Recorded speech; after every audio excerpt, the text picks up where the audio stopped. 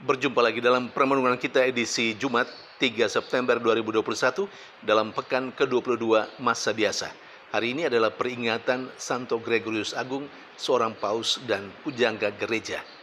Bacaan-bacaan liturgi hari ini, bacaan yang pertama dari surat Rasul Paulus kepada jemaat di Kolose, bab 1 ayat 15 sampai 20, dan bacaan Injil dari Injil Lukas bab 5 ayat 33 sampai 39.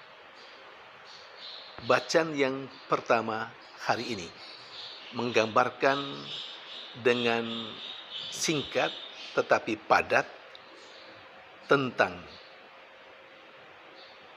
kedudukan atau peran Yesus di hadapan Allah dan peran Yesus untuk manusia, untuk orang-orang yang percaya kepadanya, untuk saya dan Anda. Yesus adalah gambar Allah yang sempurna. Itu poin pertama yang ditegaskan dalam bacaan yang pertama hari ini. Yesus adalah gambar Allah yang sempurna. Kok bisa? Kita kiranya mengingat kembali apa yang dicatat oleh penginjil Yohanes. Yesus adalah Allah yang menjadi manusia. Karena itu sangat logis, sangat wajar, sangat pantas kalau dia merupakan gambar Allah yang paling sempurna. Yesus juga mengatakan dan dicatat dalam penginjil Yohanes, barang siapa yang melihat aku, ia melihat dia yang mengutus aku. Atau pada kesempatan lain Yesus mengatakan, aku dan Bapa adalah satu. Jadi Yesus adalah gambar Allah yang paling sempurna. Saudari dan saudara yang terkasih, sesungguhnya semua ciptaan itu menjadi ungkapan gambar Allah. Namun saya dan Anda, bukankah kita diciptakan menurut gambar Allah? Tetapi gambar Allah yang ada dalam diri kita tidak sempurna dan tidak sesempurna sebagaimana gambar Allah yang ada dalam diri Yesus. Demikian juga alam ciptaan. Kalau orang merenungkan sungguh-sungguh, di dalam terungkap gambar Allah dalam semua ciptaan. Tetapi gambar Allah yang tidak sempurna, yang satu-satunya sempurna, itu ada di dalam Yesus Kristus. Itu poin yang pertama. Poin yang kedua, dengan pengantaran Yesus, segala sesuatu diciptakan. Kitab Kejadian mencatat bahwa Allah menciptakan segala sesuatu cuma dengan bersabda. Nah, kalau omong tentang sabda Allah, Allah yang bersabda dan semuanya jadi, maka kita kiranya juga kembali mengingat apa yang dicatat oleh penginjil Yohanes bab 1. Penginjil Yohanes berkata demikian, pada awal mulanya adalah sabda. Sabda itu adalah Allah. Sabda itu bersama-sama dengan Allah. Sabda itu telah menjadi daging dan tinggal di antara manusia. Siapa itu? Yesus. Nama lain dari Yesus adalah Sabda Allah. Maka memang benar kalau kitab Kejadian mencatat bahwa Allah menciptakan segala sesuatu hanya dengan bersabda, maka benarlah apa yang dikatakan oleh Rasul Paulus dalam bacaan pertama hari ini, bahwa segala sesuatu diciptakan dengan pengantaraan Kristus, karena dia adalah sabda Allah itu. Dan poin yang terakhir, yang ketiga, melalui Yesus Allah memperdamaikan dirinya dengan segala sesuatu, dengan seluruh ciptaan. Ini juga menjadi keyakinan Karena memang Yesus, Allah yang menjadi manusia itu, dia telah menderita, telah wafat di kayu salib, telah dikuburkan dan kemudian bangkit. Dan dengan cara itu, melalui dia, kita manusia yang berdosa diperdamaikan kembali dengan Allah. Saudari dan saudara yang terkasih, maka pesannya jelas.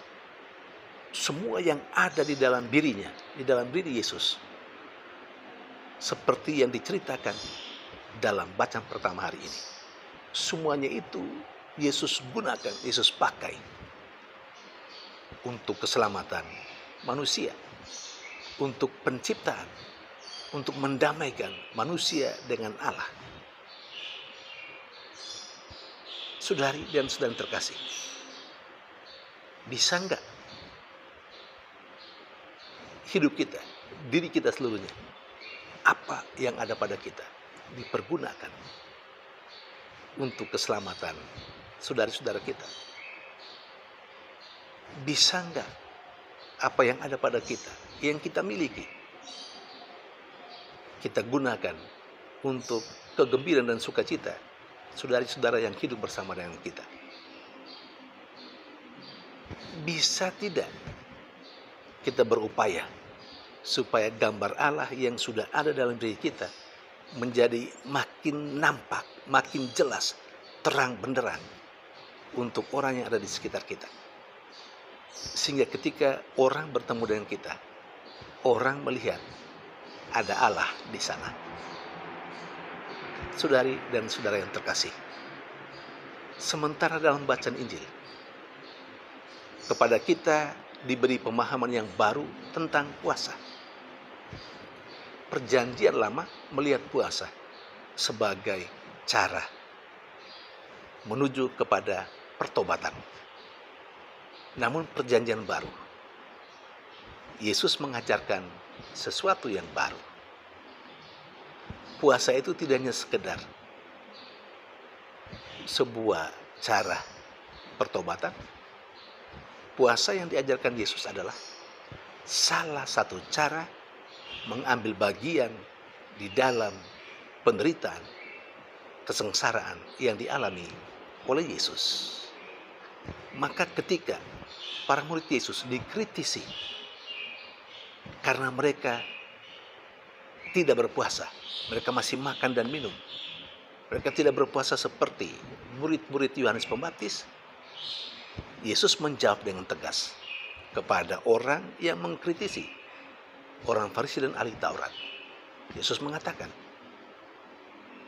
bagaimana mungkin sahabat mempelai berpuasa sementara mempelai itu ada bersama-sama dengan mereka? Mereka baru berpuasa kalau mempelai itu telah diambil dari tengah-tengah mereka. Siapa itu mempelai? Ya, Yesus Kristus sendiri. Jadi ketika Yesus masih berada bersama dengan murid-muridnya, ya tentu jelas dong, murid-muridnya tidak mungkin berpuasa. Tetapi sesudah Yesus diambil dari tengah-tengah mereka, setelah melaksanakan karya yang dipercayakan Bapa kepadanya, lalu bangkit dan naik ke surga, saat itulah para murid Yesus waktu itu, kurang lebih 2000 tahun yang lalu, dan kita semua harus berpuasa. Dan berpuasa bagi kita adalah salah satu cara mengambil bagian untuk merasakan sedikit penderitaan yang dialami oleh Yesus.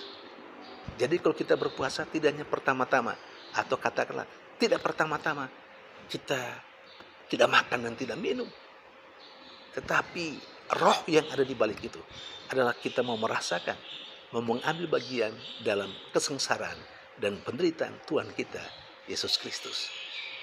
Tentu belum apa-apa kalau kita bandingkan betapa menderitanya kita karena tidak makan dan tidak minum sesuatu yang sangat kita sukai. Tetapi itu kita diminta untuk melatih diri pelan-pelan, sedikit demi sedikit, ambil bagian dalam penderitaan Yesus. Saudari dan saudara terkasih, hari ini adalah juga peringatan Santo Gregorius Agung, Paus dan Pujangga Gereja. Gregorius berasal dari keluarga bangsawan, artinya banyak harta kekayaan. Tapi dia menggunakan harta kekayaan bukan untuk dirinya sendiri, tapi untuk berbagi, untuk dia salurkan sebagai ungkapan cinta kasih Allah kepada orang-orang yang ada di sekitarnya. Dia punya perhatian terhadap orang-orang miskin. Maka aksi sosial karitatif dia lakukan. Sampai pada saat dia menjadi seorang uskup, dia punya perhatian yang khusus kepada orang-orang miskin. Dia juga punya perhatian yang khusus terhadap misi, juga terhadap pembaharuan di dalam gereja, terutama liturgi, lebih khusus lagi soal lagu-lagu. Karena itu kita kenal ada lagu Gregorian. Itu terjadi pada masa Paus ini, Gregorius Agung. Dan Gregorius Agung termasuk salah satu dari 4 pujangga gereja barat. Selain Gregorius Agung ini, masih ada Ambrosius, masih ada Agustinus, dan masih ada Hieronymus. Saudari dan saudara sekasih, semoga peringatan Santo Gregorius Agung hari ini memberikan kepada kita inspirasi untuk sekali lagi seperti Tuhan sendiri mempergunakan apa yang ada pada kita, waktu, tenaga, pikiran, untuk keselamatan banyak orang yang ada di sekitar kita. Mari kita terus membaharui kehidupan kita, makin pantas dan wajar, layak di hadapan Allah, menjadi berkat bagi sesama yang ada di sekitar kita. Tuhan memberkati.